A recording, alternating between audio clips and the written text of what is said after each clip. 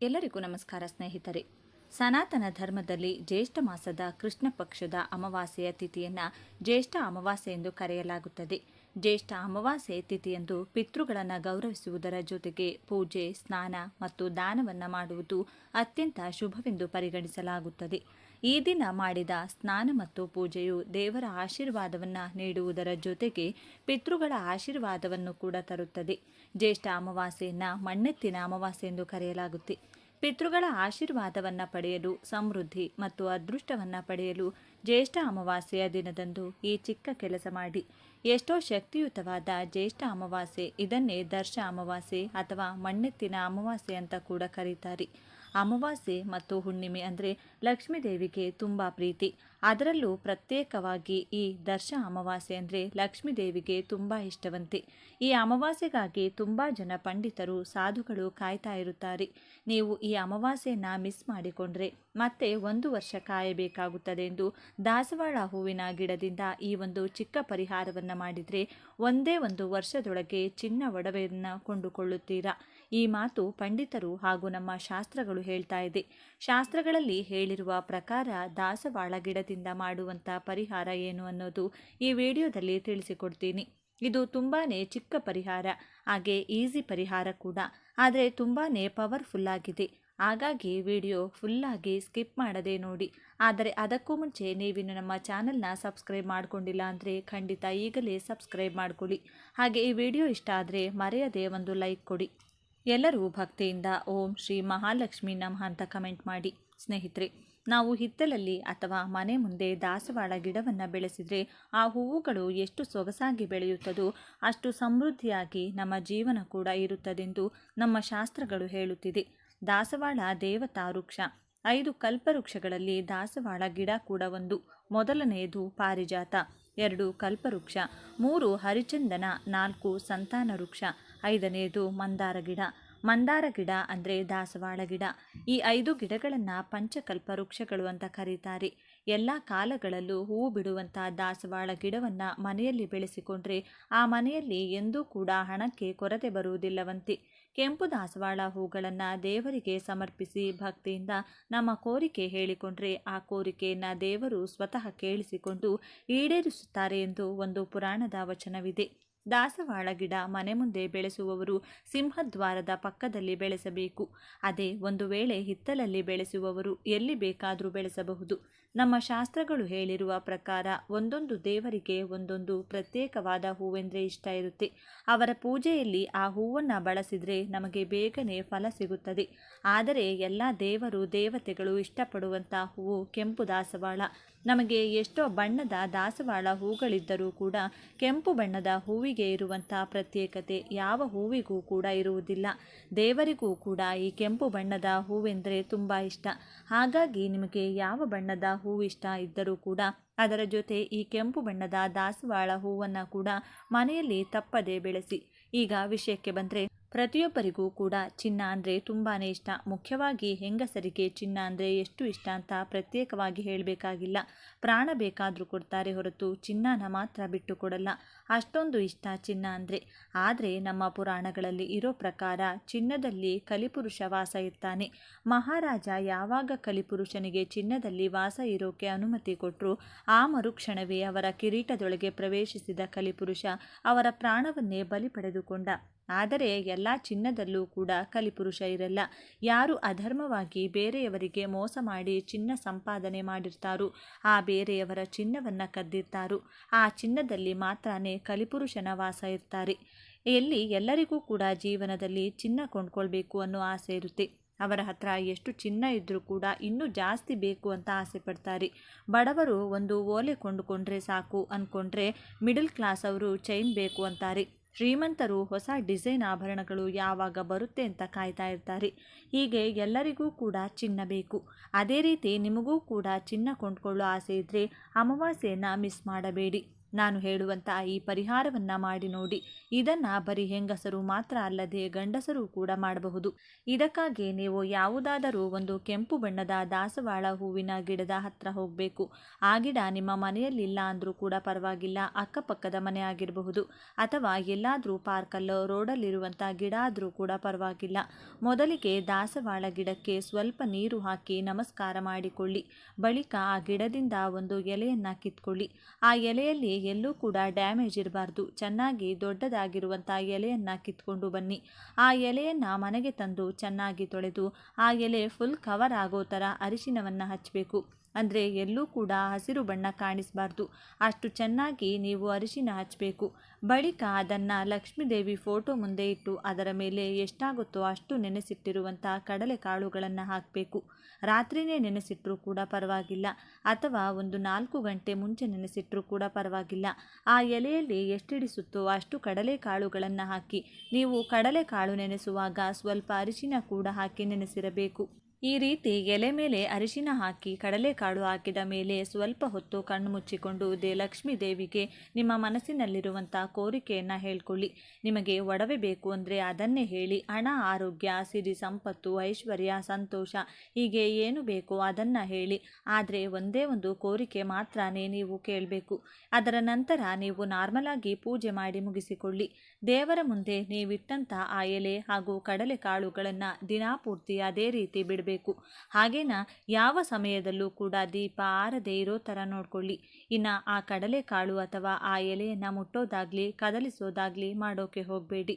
ಇನ್ನು ಅಮಾವಾಸ್ಯೆ next day ನೀವು ಸ್ನಾನ ಮಾಡಿಕೊಂಡು ಬಿಸಿ ಬಿಸಿಯಾಗಿ ಅನ್ನ ತಯಾರಿಸಿ ಅದರಲ್ಲಿ ಸ್ವಲ್ಪ ಹಾಲು, ಬೆಲ್ಲದ ಪುಡಿ ಹಾಗೂ ತುಪ್ಪ ಬೆರೆಸಿ ಅದನ್ನು ಉಂಡೆ ಥರ ಕಟ್ಟಿ ಲಕ್ಷ್ಮೀ ದೇವಿಯ ಫೋಟೋ ಮುಂದೆ ಇಡಿ.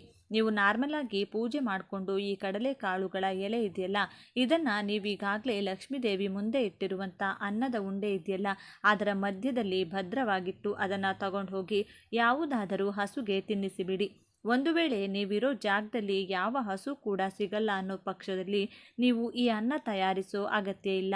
ಬರೀ ಈ ಎಲೆಯನ್ನು ತಗೊಂಡು ಹೋಗಿ ಕಾಳುಗಳನ್ನು ಯಾವುದಾದರೂ ಪಕ್ಷಿಗೆ ಕೊಟ್ಟು ಆ ಎಲೆನ ಮಾತ್ರ ನೀವು ಯಾವ ಗಿಡದಿಂದ ಎಲೆ ಕಿತ್ತು ತಂದಿರ್ತೀರೋ ಅದೇ ಗಿಡದ ಕೆಳಗೆ ಸ್ವಲ್ಪ ಮಣ್ಣು ಅಗೆದು ಅದರೊಳಗಡೆ ಆ ಎಲೆಯನ್ನು ಹಾಕಿ ಮುಚ್ಚಿಡಿ. ನೀವು ಹಸುಗೆ ಕೊಡೋದಿದ್ರೆ ಈ ಡಬಲ್ ಕೆಲಸ ಇರಲ್ಲ, ಎಲ್ಲ ಕೂಡ ಟೋಟಲ್ ಆಗಿ ಹಸುಗೆ ಕೊಟ್ಟು ಬಿಡಬಹುದು. ಹಸು ಸಿಗೋದೇ ಇಲ್ಲ ಅನ್ನೋರು ಮಾತ್ರ ಇನ್ನೇನು ಮಾಡೋಕ್ಕಾಗಲ್ಲ. ಈ ರೀತಿ ಪಕ್ಷಿಗೆ ಕಾಳುಗಳನ್ನು ಕೊಟ್ಟು ಎಲೆಯನ್ನು ಮಾತ್ರ ಅದೇ ಗಿಡದ ಕೆಳಗಡೆ ಹೋಗಿ ಹಾಕಬೇಕು. ಈ ಒಂದು ಚಿಕ್ಕ ಪರಿಹಾರ ಮಾಡಿಕೊಂಡ್ರೆ ಖಂಡಿತ 1 ವರ್ಷದ ಒಳಗೆ ನೀವು ಕೇಳಿರುವಂಥ ಕೋರಿಕೆ ಈಡೇರುತ್ತೆ. ಒಂದು ವೇಳೆ ಚಿನ್ನ ಬೇಕು ಅಂತ ನೀವು ಕೇಳಿದರೆ 1 ವರ್ಷದ ಒಳಗಡೆ ಚಿನ್ನ ನೀವು ಕೊಂಡ್ಕೊಳ್ತೀರಿ. ನೀವು ಒಂದು ವೇಳೆ ತುಂಬ ಬಡವರಾಗಿದ್ದು ಅಥವಾ ದಿನಗೂಲಿ ಮಾಡ್ತಾ ಇದ್ರೂ ಕೂಡ ಚಿನ್ನ ಕೊಂಡ್ಕೊಳ್ತೀರಾ ಅಥವಾ ಯಾವುದೋ ಒಂದು ರೂಪದಲ್ಲಿ ಚಿನ್ನ ತಪ್ಪದೆ ನಿಮ್ಮ ಕೈ ಸೇರುತ್ತದೆ. ಆ ಅದೃಷ್ಟನ ಸ್ವತಃ ಲಕ್ಷ್ಮೀ ದೇವಿನೇ ನಿಮಗೆ ಕೊಡ್ತಾರೆ. ಹಾಗಾಗಿ ಸ್ನೇಹಿತರೆ, ಮಿಸ್ ಮಾಡ್ಕೋಬೇಡಿ. ಈ ಚಿಕ್ಕ ಪರಿಹಾರವನ್ನು ಮಾಡಿಕೊಂಡು ನಿಮ್ಮ ಕೋರಿಕೆಯನ್ನು ಈಡೇರಿಸಿಕೊಳ್ಳಿ. ಈ ವಿಡಿಯೋ ನಿಮಗೆ ಇಷ್ಟ ಆದರೆ ಲೈಕ್ ಮಾಡಿ, ಶೇರ್ ಮಾಡಿ. ಇಂತಹ ಹೆಚ್ಚಿನ ಉತ್ತಮ ಮಾಹಿತಿಗಳಿಗಾಗಿ ತಪ್ಪದೆ ನಮ್ಮ ಚಾನೆಲ್ನ ಸಬ್ಸ್ಕ್ರೈಬ್ ಮಾಡಿಕೊಳ್ಳಿ. ನಾಳೆ ಮತ್ತೊಂದು ವಿಡಿಯೋದೊಂದಿಗೆ ಪುನಃ ಭೇಟಿಯಾಗೋಣ. ಕೇವಲ ಒಂದೇ ಒಂದು ನಿಂಬೆ ಹಣ್ಣಿನಿಂದ ಯಾರಿಗೂ ತಿಳಿಯದ ಹಾಗೆ ರಹಸ್ಯವಾಗಿ ಹೀಗೆ ಮಾಡಿದರೆ ಸಾಕು, ನಿಮ್ಮ ಜೀವನದಲ್ಲಿರುವ ಎಲ್ಲ ರೀತಿಯ ಸಮಸ್ಯೆಗಳಿಂದ ನೀವು ಸುಲಭವಾಗಿ ಹೊರಬರಬಹುದು. ಹೌದು, ಈ ನಿಂಬೆ ಹಣ್ಣಿನ ಪರಿಹಾರ ಅಷ್ಟೊಂದು ಶಕ್ತಿಶಾಲಿಯಾಗಿದೆ. ಒಂದು ರಹಸ್ಯ ತಾಂತ್ರಿಕ ಪರಿಹಾರ. ನಿಂಬೆ ಹಣ್ಣಿನಿಂದ ಈ ರೀತಿ ಮಾಡೋದ್ರಿಂದ ನಿಮಗಿರುವ ಸಾಲದ ಬಾಧೆ, ಆರ್ಥಿಕ ಸಮಸ್ಯೆಗಳು ಹಾಗೂ ಮುಖ್ಯವಾಗಿ ಶತ್ರುಗಳ ಕಾಟ, ಹೀಗೆ ನಿಮ್ಮನ್ನು ಕಾಡುತ್ತಿರುವ ಪ್ರತಿಯೊಂದು ಸಮಸ್ಯೆಯಿಂದಲೂ ಕೇವಲ 2 ನಿಮಿಷಗಳಲ್ಲಿ ಮುಕ್ತಿ ಪಡೆಯಬಹುದು. ಅಷ್ಟೊಂದು ಪವರ್ಫುಲ್ ಆಗಿರುವ ರಹಸ್ಯ ತಾಂತ್ರಿಕ ಪರಿಹಾರ ಇದಾಗಿದೆ. ಹಾಗೆ ಈ ವಿಡಿಯೋ ನೋಡುವ ಮುನ್ನ ಕಮೆಂಟ್ ಸೆಕ್ಷನ್ನಲ್ಲಿ ಜೈ ಭಜರಂಗ ಬಲಿ ಅಂತ ಕಮೆಂಟ್ ಮಾಡಿ. ಹಾಗೆ ವಿಡಿಯೋಗೆ ಒಂದು ಲೈಕ್ ಮಾಡಿ, ನಮ್ಮ ಚಾನೆಲ್ನ ಸಬ್ಸ್ಕ್ರೈಬ್ ಮಾಡ್ಕೊಳ್ಳಿ. ಇಲ್ಲಿ ನಾವು ತಾಂತ್ರಿಕ ಪರಿಹಾರ ಅಂತ ಯಾಕೆ ಹೇಳ್ತಾ ಇದ್ದೀವಿ ಅಂದರೆ, ತಾಂತ್ರಿಕ ಪರಿಹಾರ ಅಂದಮೇಲೆ ನಾವು ಯಾವ ಕೆಲಸಕ್ಕಾಗಿ ಅಥವಾ ಯಾವ ಉದ್ದೇಶಕ್ಕಾಗಿ ಈ ಪರಿಹಾರವನ್ನು ಮಾಡ್ತೀವೋ ಆ ಕೆಲಸ ಖಂಡಿತವಾಗಿಯೂ ನಡೆದೇ ತೀರುತ್ತದೆ. ಅಂದರೆ ಪರಿಹಾರ ಮಾಡಿದ ಮೇಲೆ ಕೆಲಸ ಆಗುತ್ತೋ ಇಲ್ವೋ ಅಂತ ನಾವು ಯೋಚನೆ ಮಾಡಬೇಕಾದ ಅಗತ್ಯ ಇರುವುದಿಲ್ಲ. ತಕ್ಷಣವೇ ಫಲಿತಾಂಶ ಕೊಡುವ ಇಂತಹ ಪರಿಹಾರಗಳನ್ನೇ ತಾಂತ್ರಿಕ ಪರಿಹಾರಗಳು ಅನ್ನುತ್ತಾರೆ. ಇವು ತುಂಬ ಪವರ್ಫುಲ್ ಆಗಿರುತ್ತವೆ. ಇನ್ನು ಇದನ್ನು ರಹಸ್ಯವಾಗಿ ಮಾಡಬೇಕು ಅಂತ ಯಾಕೆ ಹೇಳ್ತಾ ಇದ್ದೀವಿ ಅಂದರೆ, ಈ ಪರಿಹಾರದ ಬಗ್ಗೆ ನೀವು ಯಾರಿಗೂ ಹೇಳಬಾರದು. ಬೇರೆಯವರಿಗೆ ವಿಷಯ ತಿಳಿಸಿ ಮಾಡಿದರೆ ನಿಮಗೆ ಯಾವುದೇ ರೀತಿಯ ಪ್ರಯೋಜನ ಸಿಗುವುದಿಲ್ಲ. ಇದನ್ನು ಚೆನ್ನಾಗಿ ನೆನಪಿಟ್ಟುಕೊಳ್ಳಿ. ನಿಂಬೆಹಣ್ಣು ಎಷ್ಟು ಶಕ್ತಿಶಾಲಿಯಾದದ್ದು ಎಂಬುದು ನಿಮ್ಮೆಲ್ಲರಿಗೂ ಗೊತ್ತಿರುವ ವಿಷಯವೇ. ಮನುಷ್ಯನ ಹಣೆ ಬರಹವನ್ನೇ ಬದಲಾಯಿಸುವ ಶಕ್ತಿ ಒಂದೇ ಒಂದು ಲಿಂಬೆಹಣ್ಣಿಗಿರುತ್ತದೆ. ಆದರೆ ಈ ಪರಿಹಾರಕ್ಕೆ ನಮಗೆ ಮುಖ್ಯವಾಗಿ ಬೇಕಾಗಿರುವುದು ಚೆನ್ನಾಗಿ ಹಸಿರಾಗಿರುವ ಒಂದು ಲಿಂಬೆಹಣ್ಣು ಮತ್ತು ಒಂದು ಕಬ್ಬಿಣದ ಮೊಳೆ. ಕೆಲವೊಮ್ಮೆ ನಮ್ಮ ಯಾವುದೇ ತಪ್ಪಿಲ್ಲದಿದ್ದರೂ ನಮಗೆ ಶತ್ರುಗಳ ಕಾಟ ತುಂಬ ಜಾಸ್ತಿ ಇರುತ್ತದೆ. ಶತ್ರುಗಳು ಅಂದರೆ ಕೇವಲ ಹೊರಗಿನವರು ಮಾತ್ರ ಅಂದುಕೊಳ್ಬೇಡಿ. ನಮ್ಮ ಸ್ವಂತ ಮನೆಯಲ್ಲಿರಲಿ, ನಮ್ಮವರು ಅಂದುಕೊಳ್ಳುವ ಸಂಬಂಧಿಕರಲ್ಲಿ ಹಾಗೂ ರಕ್ತ ಸಂಬಂಧಿಗಳಲ್ಲಿಯೇ ನಮಗೆ ಶತ್ರುಗಳು ಹುಟ್ಟಿಕೊಳ್ತಾರೆ. ನಾವು ಎಷ್ಟೇ ಕಷ್ಟಪಟ್ಟರೂ ನಮ್ಮ ಬೆಳವಣಿಗೆಯನ್ನು ಅವರಿಗೆ ಸಹಿಸಲು ಆಗುವುದಿಲ್ಲ. ನಾವು ಎಷ್ಟೇ ಸಂಕಷ್ಟದಲ್ಲಿದ್ದರೂ ಅವರಿಗೆ ನಾವು ತುಂಬ ವೈಭೋಗದಿಂದ ಸುಖವಾಗಿದ್ದೀವಿ ಅನ್ನೋ ಥರನೇ ಕಾಣಿಸ್ತಾ ಇರುತ್ತೆ. ಮುಖದ ಮುಂದೆ ಒಂಥರ, ಬೆನ್ನ ಹಿಂದೆ ಇನ್ನೊಂದು ಥರ ವರ್ತಿಸುತ್ತಾರೆ. ನಮ್ಮ ಎದುರಿಗೆ ಒಂದು ಮಾತನಾಡಿದರೆ ನಾವು ಹಿಂದೆ ತಿರುಗಿದ ತಕ್ಷಣ ಇನ್ನೊಂದು ಥರ ಮಾತನಾಡ್ತಾರೆ. ಮುಖ್ಯವಾಗಿ ಒಡ ಹುಟ್ಟಿದವರು ಅಥವಾ ನಮ್ಮ ಹತ್ತಿರದ ಸಂಬಂಧಿಕರಲ್ಲಿ ಇಂತಹ ಶತ್ರುಗಳು ಹೆಚ್ಚಾಗಿರುತ್ತಾರೆ. ಹೊರಗಿನವರಿಂದ ಬರುವ ತೊಂದರೆ ತುಂಬ ಕಡಿಮೆ. ಕೆಲವರಿಗೆ ಹೊರಗಿನವರಿಂದಲೂ ಇಂತಹ ಸಮಸ್ಯೆ ಬರಬಹುದು. ನಾವು ಎಲ್ಲರ ಜೊತೆ ನಯ ವಿನಯದಿಂದ ಒಳ್ಳೆಯವರಾಗಿ ಇರುತ್ತೇವೆ, ಆದರೆ ಅವರ ಬುದ್ಧಿ ಮಾತ್ರ ನಮ್ಮ ಬಗ್ಗೆ ಕೆಟ್ಟದಾಗಿಯೇ ಯೋಚನೆ ಮಾಡ್ತಾ ಇರುತ್ತದೆ.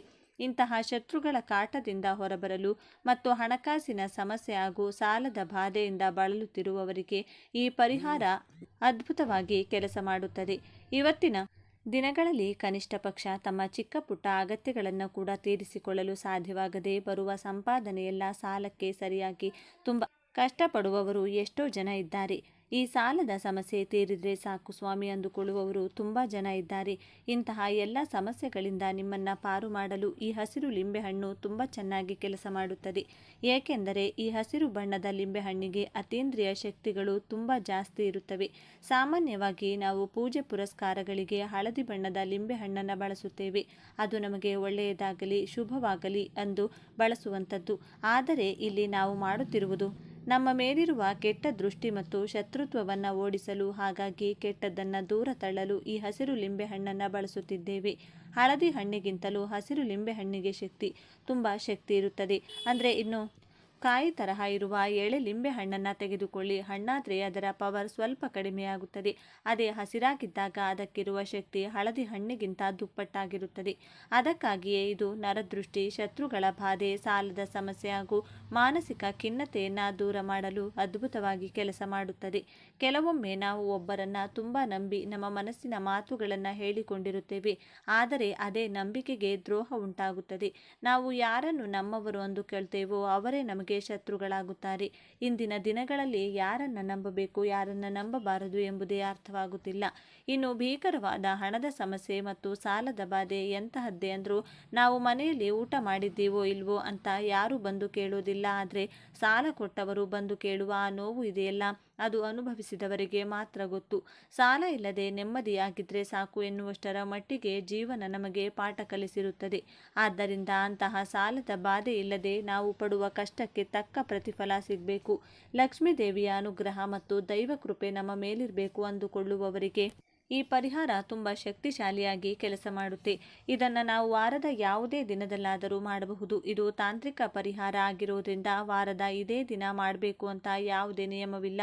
ನೀವು ಮಾನಸಿಕವಾಗಿ ತುಂಬ ಕುಗ್ಗಿ ಹೋಗಿದ್ದಾಗ, ಈ ಕಷ್ಟಗಳನ್ನು ತಡೆದುಕೊಳ್ಳಲು ಸಾಧ್ಯವಾಗುತ್ತಿಲ್ಲ ಅಂದಾಗ ನೀವು ಯಾವುದೇ ದಿನ ಇದನ್ನು ಮಾಡಬಹುದು.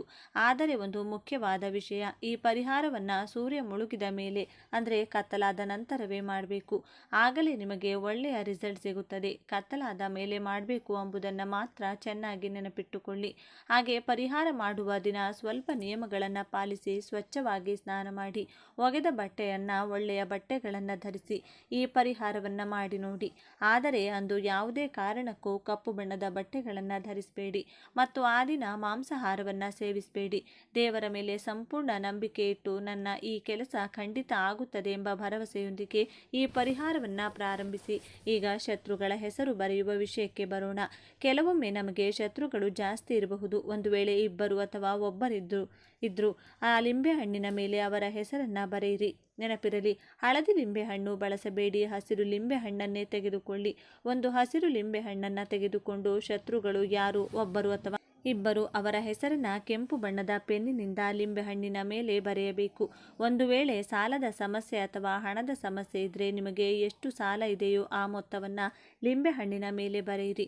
ಅಥವಾ ಸರಳವಾಗಿ ನನ್ನ ಸಾಲಗಳೆಲ್ಲವೂ ತೀರಬೇಕು ಎಂದು ಬರೆಯಿರಿ.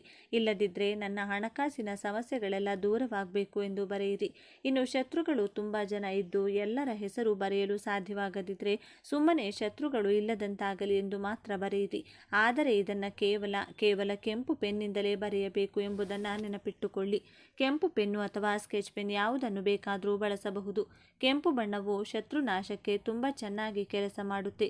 ಇಲ್ಲೊಂದು ವಿಷಯ ನೆನಪಿಡಿ, ಇದು ಎದುರಿಗಿರುವವರು ಹಾಳಾಗಲಿ ಎಂದು ಮಾಡುವ ಕೆಟ್ಟ ತಾಂತ್ರಿಕ ಪ್ರಯೋಗವಲ್ಲ, ಬದಲಾಗಿ ಅವರ ಕೆಟ್ಟ ಕಣ್ಣು ನರದೃಷ್ಟಿ ಮತ್ತು ಹೊಟ್ಟೆಕಿಚ್ಚಿನಿಂದ ನಾವು ಬಚಾವಾಗಲು ಮಾಡಿಕೊಳ್ಳುತ್ತಿರುವ ಪರಿಹಾರ ಅಷ್ಟೇ. ಹಾಗೆಯೇ ಸಾಲ ಮತ್ತು ಆರ್ಥಿಕ ಸಮಸ್ಯೆಗಳನ್ನು ತೀರಿಸಿಕೊಳ್ಳಲು ಇದು ಸಹಾಯ ಮಾಡುತ್ತದೆ. ಹಾಗಾಗಿ ಹಸಿರು ಲಿಂಬೆಹಣ್ಣು ಮತ್ತು ಕೆಂಪು ಪೆನ್ ನೆನಪಿಟ್ಟುಕೊಳ್ಳಿ. ಇದರ ನಂತರ ಈ ಪರಿಹಾರಕ್ಕೆ ಬೇಕಾಗುವ ಮೂರನೇ ವಸ್ತು ಒಂದು ಕಬ್ಬಿಣದ ಮೊಳೆ. ಆ ಮೊಳೆಯಿಂದ ಈ ಲಿಂಬೆಹಣ್ಣಿನ ಮಧ್ಯಕ್ಕೆ ಗಟ್ಟಿಯಾಗಿ ಚುಚ್ಚಿ. ನೀವು ಮೊಳೆಯನ್ನು ಚುಚ್ಚಿದಾಗ ಲಿಂಬೆಹಣ್ಣಿನ ರಸ ಹೊರಗೆ ಬಂದು ನೀವು ಬರೆದ ಹೆಸರುಗಳು ಅಥವಾ ಸಮಸ್ಯೆ ಅಳಿಸಿ ಹೋದರೆ ಪರವಾಗಿಲ್ಲ, ಅದರ ಬಗ್ಗೆ ಚಿಂತೆ ಮಾಡಬೇಡಿ. ಏಕೆಂದರೆ ನಾವು ಈಗಾಗಲೇ ಹೆಸರನ್ನು ಬರೆದಿರೋದ್ರಿಂದ ನಂತರ ಅದು ಅಳಿಸಿ ಹೋದರೂ ತೊಂದರೆ ಇಲ್ಲ. ಆದರೆ ನೀವು ಮೊಳೆಯನ್ನು ಚುಚ್ಚುವಾಗ ಮನಸ್ಸಿನಲ್ಲಿ ಗಟ್ಟಿಯಾದ ಸಂಕಲ್ಪ ಮಾಡಿಕೊಳ್ಬೇಕು. ಅಂದರೆ ಒಂದು ಕೈಯಲ್ಲಿ ಲಿಂಬೆಹಣ್ಣು, ಇನ್ನೊಂದು ಕೈಯಲ್ಲಿ ಮೊಳೆಯನ್ನು ಹಿಡಿದುಕೊಂಡು ನಿಮ್ಮ ಕಷ್ಟಗಳು ಬಾಧೆಗಳು ಏನೇನಿದೆಯೋ ಅದನ್ನೆಲ್ಲ ಬಲವಾಗಿ ದೇವರಿಗೆ ಹೇಳಿಕೊಳ್ಳಿ. ನನಗೆ ಇಂಥವರಿಂದ ತೊಂದರೆ ಇದೆ ಅಥವಾ ಒಂದು ಸಾಲ ಇದೆ, ನನ್ನ ಮೇಲಿರುವ ಶತ್ರುಗಳ ನರದೃಷ್ಟಿ ಹಾಗೂ ಅವರು ಮಾಡಿರುವ ಯಾವುದೇ ಕೆಟ್ಟ ತಂತ್ರಗಳು ನನಗೆ ತಾಗಬಾರದು ಎಂದು ಪ್ರಾರ್ಥಿಸಿಕೊಳ್ಳಿ. ಇನ್ನೊಂದು ಮುಖ್ಯವಾದ ವಿಷಯ, ಒಂದೇ ಲಿಂಬೆಹಣ್ಣಿಗೆ ಒಂದೇ ಒಂದು ಕೋರಿಕೆಯನ್ನು ಮಾತ್ರ ಕೇಳಿಕೊಳ್ಬೇಕು. ಅಂದರೆ ಒಂದೇ ಲಿಂಬೆಹಣ್ಣನ್ನು ತೆಗೆದುಕೊಂಡು ಅದರಲ್ಲಿ ಶತ್ರುಬಾಧೆ, ಸಾಲದ ಸಮಸ್ಯೆ, ಹಣದ ಕಷ್ಟ ಹೀಗೆ ಎಲ್ಲ ಸಮಸ್ಯೆಗಳನ್ನು ಒಟ್ಟಿಗೆ ಹೇಳಿಕೊಳ್ಬೇಡಿ. ಒಂದು ಲಿಂಬೆಹಣ್ಣಿಗೆ ಕೇವಲ ಒಂದು ಸಮಸ್ಯೆಯನ್ನು ಮಾತ್ರ ಹೇಳಬೇಕು. ಇನ್ನೊಂದು ಸಮಸ್ಯೆ ಇದ್ದರೆ ಮತ್ತೊಂದು ದಿನ ಹೊಸದಾಗಿ ಬೇರೆ ಲಿಂಬೆಹಣ್ಣಿನಿಂದ ಪರಿಹಾರ ಮಾಡಿಕೊಳ್ಳಿ. ಹೀಗೆ ನಿಮ್ಮ ಸಂಕಲ್ಪವನ್ನು ಹೇಳಿಕೊಂಡ ನಂತರ ಈ ಹೊಸ ಕಬ್ಬಿಣದ ಮೊಳೆಯನ್ನು ಲಿಂಬೆಹಣ್ಣಿಗೆ ಚುಚ್ಚಿ. ಹೌದು, ಈ ಪರಿಹಾರಕ್ಕೆ ಬಳಸುವ ಮೊಳೆ ತೀರಾ ಹೊಸದಾಗಿರಬೇಕು. ಮನೆಯಲ್ಲಿ ಎಲ್ಲೋ ಬಿದ್ದಿರುವ ಅಥವಾ ಬಳಸಿದ ಹಳೆಯ ಮೊಳೆಯನ್ನು ತೆಗೆದುಕೊಳ್ಬೇಡಿ. ಕಬ್ಬಿಣವು ಕೆಟ್ಟ ಶಕ್ತಿಗಳನ್ನು ಹೀರಿಕೊಳ್ಳಲು ತುಂಬ ಸಹಾಯ ಮಾಡುತ್ತದೆ. ಈ ಪರಿಹಾರದಲ್ಲಿ ನೀವು ಬಳಸಿದ ಲಿಂಬೆಹಣ್ಣು ನಿಮ್ಮ ಸಮಸ್ಯೆ ಎಂದು ಭಾವಿಸಿ. ನೀವು ಯಾವಾಗ ಮೊಳೆಯನ್ನು ಲಿಂಬೆಹಣ್ಣಿಗೆ ಚುಚ್ಚುತ್ತೀರೋ ಆಗಲೇ ನಿಮ್ಮ ಸಮಸ್ಯೆಯನ್ನು ಅಲ್ಲಿಗೆ ಕೊನೆಗಾಣಿಸಿದ್ದೀರಿ ಎಂದರ್ಥ. ಕೆಲವೊಮ್ಮೆ ನಮ್ಮ ಹತ್ತಿರ ಹಣವಿದ್ದರೂ ಸಾಲ ತೀರಿಸಲು ಸಾಧ್ಯವಾಗುವುದಿಲ್ಲ. ಏಕೆಂದರೆ ಕೆಲವೊಮ್ಮೆ ಕೆಟ್ಟ ಶಕ್ತಿಗಳು ಅಥವಾ ಗ್ರಹ ದೋಷಗಳು ನಮ್ಮನ್ನು ತಡೆಯುತ್ತಿರುತ್ತವೆ. ಅದಕ್ಕಾಗಿಯೇ ಲಿಂಬೆಹಣ್ಣಿಗೆ ಮೊಳೆ ಚುಚ್ಚುವಾಗ ನಿಮ್ಮ ಸಮಸ್ಯೆಗೆ ಮೊಳೆ ಚುಚ್ಚುತ್ತಿದ್ದೀರಿ ಎಂದು ಮನಸ್ಸಿನಲ್ಲಿ ಬಲವಾಗಿ ನಂಬಿ ಮಾಡಿ. ಯಾವುದೇ ಅನುಮಾನ ಇಟ್ಕೊಂಡು ಮಾಡಬೇಡಿ. ಹೀಗೆ ಮೊಳೆ ಚುಚ್ಚಿದ ನಂತರವೂ ಆ ಲಿಂಬೆಹಣ್ಣನ್ನು ಕೈಯಲ್ಲಿಟ್ಟುಕೊಂಡು ಕಣ್ಣು ಮುಚ್ಚಿ ನಿಮ್ಮ ಸಮಸ್ಯೆ ತೀರಲಿ ಎಂದು ಮತ್ತೊಮ್ಮೆ ಕೇಳಿಕೊಳ್ಳಿ. ನಂತರ ಆ ಲಿಂಬೆಹಣ್ಣನ್ನು ತೆಗೆದುಕೊಂಡು ನಿಮ್ಮ ಮನೆಯಿಂದ ಹೊರಗೆ ಹೋಗಿ ಯಾರೂ ಓಡಾಡದ ಜಾಗದಲ್ಲಿ ಅಥವಾ ಯಾವುದಾದರೂ ಮರದ ಕೆಳಗೆ ಒಂದು ಸಣ್ಣ ಗುಂಡಿ ತೆಗೆದು ಆ ಲಿಂಬೆಹಣ್ಣನ್ನು ಅದರೊಳಗೆ ಇಟ್ಟು ಮಣ್ಣು ಮುಚ್ಚಿಬಿಡಿ. ಚೆನ್ನಾಗಿ ನೆನಪಿಟ್ಟುಕೊಳ್ಳಿ, ಈ ಪರಿಹಾರ ಮಾಡುವಾಗ ನಿಮ್ಮ ಮನೆಯವರಾಗಲಿ ಅಥವಾ ಹೊರಗಿನವರಾಗಲಿ ಯಾರು ಕೂಡ ನಿಮ್ಮನ್ನು ನೋಡಬಾರದು. ಅಂದರೆ ಪರಿಹಾರ ಮಾಡುವುದು ನೋಡಬಾರ್ದು. ಅಂದರೆ ನೀವು ಪರಿಹಾರ ಮಾಡಲು ಕುಳಿತಾಗಿನಿಂದ ಹಿಡಿದು ಲಿಂಬೆಹಣ್ಣನ್ನು ಮಣ್ಣಿನಲ್ಲಿ ಹೂತಾಕುವವರೆಗೂ ಯಾರ ಕಣ್ಣಿಗೂ ಈ ಪರಿಹಾರ ಕಾಣಿಸಬಾರದು. ಈ ಬಗ್ಗೆ ಯಾರಿಗೂ ಹೇಳಬೇಡಿ. ಆ ನಿಂಬೆಹಣ್ಣನ್ನು ಯಾರೂ ತುಳಿಯಬಾರದು. ಹಾಗಾಗಿ ಸ್ವಲ್ಪ ಆಳವಾಗಿ ಗುಂಡಿ ತೆಗೆದು ಅದರೊಳಗೆ ಮಣ್ಣು ಮುಚ್ಚಿ ಬನ್ನಿ. ಯಾರೂ ಓಡಾಡದ ನಿರ್ಜನ ಪ್ರದೇಶದಲ್ಲಿ ಇದನ್ನು ಹೂತಾಕುವುದು ತುಂಬ ಒಳ್ಳೆಯದು. ಈ ಪರಿಹಾರವನ್ನು ಮುಗಿಸಿದ ನಂತರ ದಾರಿಯಲ್ಲಿ ಯಾರೊಂದಿಗೂ ಮಾತನಾಡದೆ ನೇರವಾಗಿ ಮನೆಗೆ ಹಿಂದಿರುಗಿ ಬನ್ನಿ. ಮನೆಯ ಒಳಗೆ ಬರುವ ಮುನ್ನ ಹೊರಗಡೆಯೇ ಕೈಕಾಲುಗಳನ್ನು ಸ್ವಚ್ಛವಾಗಿ ತೊಳೆದುಕೊಂಡು ನಂತರವೇ ಮನೆಯೊಳಗೆ ಪ್ರವೇಶಿಸಿ. ಒಂದು ವೇಳೆ ನಿಮ್ಮ ಮನೆಯ ಹೊರಗೆ ಕೈಕಾಲು ತೊಳೆಯುವ ಸೌಲಭ್ಯ ಇಲ್ಲದಿದ್ದರೆ ನೀವು ಪರಿಹಾರಕ್ಕೆ ಹೋಗುವ ಮುನ್ನವೇ ಒಂದು ದೊಡ್ಡ ಪಾತ್ರೆಯಲ್ಲಿ ನೀರನ್ನು ಮನೆಯ ಹೊರಗೆ ಇಟ್ಟು ಹೋಗಿ. ಪರಿಹಾರ ಮುಗಿಸಿ ಬಂದಾಗ ಆ ನೀರಿನಲ್ಲಿ ಕೈಕಾಲು ತೊಳೆದುಕೊಂಡು ಒಳಗೆ ಹೋಗಿ. ಏಕೆಂದರೆ ನೀವು ಈ ಪರಿಹಾರವನ್ನು ಕತ್ತಲಾದ ಮೇಲೆ ಯಾರೂ ಇಲ್ಲದ ನಿರ್ಜನ ಪ್ರದೇಶದಲ್ಲಿ ಒಂಟಿಯಾಗಿ ಮಾಡಿ ಬರೋದ್ರಿಂದ ಯಾವುದೇ ದುಷ್ಟಶಕ್ತಿಗಳು ನಿಮ್ಮ ಬೆನ್ನ ಹಿಂದೆ ಬರದೇ ಇರಲಿ ಎಂದು ಹೀಗೆ ಮಾಡಲಾಗುತ್ತದೆ. ಮನೆಗೆ ಬಂದ ನಂತರ ಮತ್ತೊಮ್ಮೆ ಕೈಕಾಲು ಮುಖವನ್ನು ಚೆನ್ನಾಗಿ ತೊಳೆದುಕೊಂಡು ನೀವು ಹಾಕಿಕೊಂಡಿರುವ ಬಟ್ಟೆಗಳನ್ನು ಬಿಚ್ಚಿ ಬೇರೆ ಬಟ್ಟೆಗಳನ್ನು ಬದಲಾಯಿಸಿಕೊಳ್ಳಿ. ಆಮೇಲೆ ಎಂದಿನಂತೆ ನಿಮ್ಮ ಕೆಲಸಗಳನ್ನು ಮಾಡಿಕೊಳ್ಳಿ. ಈ ಕೆಲಸ ಮುಗಿದ ಮೇಲೂ ಇದರ ಬಗ್ಗೆ ಮನೆಯವರ ಬಳಿ ಚರ್ಚೆ ಮಾಡಬೇಡಿ. ಒಂದೇ ಒಂದು ಬಾರಿ ಈ ಪರಿಹಾರವನ್ನು ನಂಬಿಕೆಯಿಂದ ಮಾಡಿ ನೋಡಿ. ನಿಮಗೆ ಅತಿ ಶೀಘ್ರದಲ್ಲೇ ರಿಸಲ್ಟ್ ಕಾಣಿಸುತ್ತದೆ. ಕೆಲವೊಮ್ಮೆ ನಿಮ್ಮ ಶತ್ರುಗಳಿಗೆ ನಿಮ್ಮ ಮೇಲೆ ಬೇಸರ ಬಂದು ನಿಮಗೆ ತೊಂದರೆ ಕೊಡುವುದನ್ನು ನಿಲ್ಲಿಸಿ ಬಿಡುತ್ತಾರೆ. ಇನ್ನು ಕೆಲವೊಮ್ಮೆ ಆ ಶತ್ರುಗಳೇ ನಿಮ್ಮ ಮೇಲೆ ಕರುಣೆ ತೋರಿಸಿ ತಮಗೆ ಅರಿವಿಲ್ಲದಂತೆಯೇ ಸಹಾಯ ಮಾಡುತ್ತಾರೆ ಅಥವಾ ನಿಮ್ಮ ಸ್ನೇಹಿತರಾಗಿ ಬದಲಾಗುತ್ತಾರೆ. ಇನ್ನು ಸಾಲದ ಸಮಸ್ಯೆ ಅಂತೀರಾ, ನಿಮಗೆ ಹಣ ಬರುವ ಹೊಸ ದಾರಿಗಳು ಕಾಣಿಸಿಕೊಳ್ಳುತ್ತವೆ. ಏನಾದರೂ ದೋಷಗಳಿದ್ರೆ ಅವೆಲ್ಲವೂ ನಿವಾರಣೆಯಾಗಿ ನಿಮ್ಮ ಸಾಲಗಳೆಲ್ಲವೂ ತೀರಿ ಹೋಗುತ್ತವೆ. ನಿಮ್ಮ ಸಮಸ್ಯೆ ಏನೇ ಇದ್ದರೂ ಅದು ತಕ್ಷಣವೇ ಬಗೆಹರಿಯುತ್ತದೆ. ಇಲ್ಲಿ ಮತ್ತೊಮ್ಮೆ ನೆನಪಿಟ್ಟುಕೊಳ್ಳಿ, ನಾವು ಯಾರು ಹಾಳಾಗಲಿ ಎಂದು ಈ ಪರಿಹಾರ ಮಾಡ್ತಿಲ್ಲ. ನಾವು ಚೆನ್ನಾಗಿರಬೇಕು, ನಮಗೆ ಕೆಟ್ಟದ್ದಾಗಬಾರದು ಎಂದು ಮಾಡಿಕೊಳ್ತಿದ್ದೇವೆ. ಆದ್ದರಿಂದ ಮನಸ್ಸಿನಲ್ಲಿ ಯಾವುದೇ ರೀತಿಯ ಗಿಲ್ಟ್ ಫೀಲಿಂಗ್ ಇಟ್ಕೊಳ್ಬೇಡಿ. ಕೊನೆಯದಾಗಿ ಮತ್ತೊಮ್ಮೆ ನಿಯಮಗಳನ್ನು ಸರಳವಾಗಿ ಹೇಳಿಬಿಡ್ತೇನೆ. ಈ ಪರಿಹಾರಕ್ಕೆ ನಮಗೆ ಒಂದು ಹಸಿರು ಲಿಂಬೆಹಣ್ಣು, ಒಂದು ಕೆಂಪು ಪೆನ್ನು ಮತ್ತು ಒಂದು ಹೊಸ ಕಬ್ಬಿಣದ ಮೊಳೆ ಬೇಕು. ಈ ಪರಿಹಾರದ ಬಗ್ಗೆ ಯಾರಿಗೂ ಹೇಳಬಾರದು ಮತ್ತು ಇದನ್ನು ಕತ್ತಲಾದ ನಂತರವೇ ಮಾಡಬೇಕು. ವಾರದ ಯಾವುದೇ ದಿನದಲ್ಲಾದರೂ ಇದನ್ನು ಮಾಡಬಹುದು. ಇಷ್ಟೇ ನೋಡಿ, ಈ ಸರಳವಾದ ನಿಯಮಗಳನ್ನು ಪಾಲಿಸಿ ಈ ಪುಟ್ಟ ಹಾಗೂ ಶಕ್ತಿಶಾಲಿ ಪರಿಹಾರವನ್ನು ಮಾಡಿಕೊಂಡು ನಿಮ್ಮ ಎಲ್ಲ ಸಮಸ್ಯೆಗಳಿಂದ ಹೊರಬನ್ನಿ. ಈ ವಿಡಿಯೋ ಇಷ್ಟವಾಗಿದ್ದರೆ ಲೈಕ್ ಮಾಡಿ, ಶೇರ್ ಮಾಡಿ, ನಮ್ಮ ಚಾನೆಲ್ನ ಸಬ್ಸ್ಕ್ರೈಬ್ ಮಾಡಿಕೊಂಡು ಬೆಲ್ ಐಕಾನನ್ನು ಕ್ಲಿಕ್ ಮಾಡಿ. ಧನ್ಯವಾದಗಳು.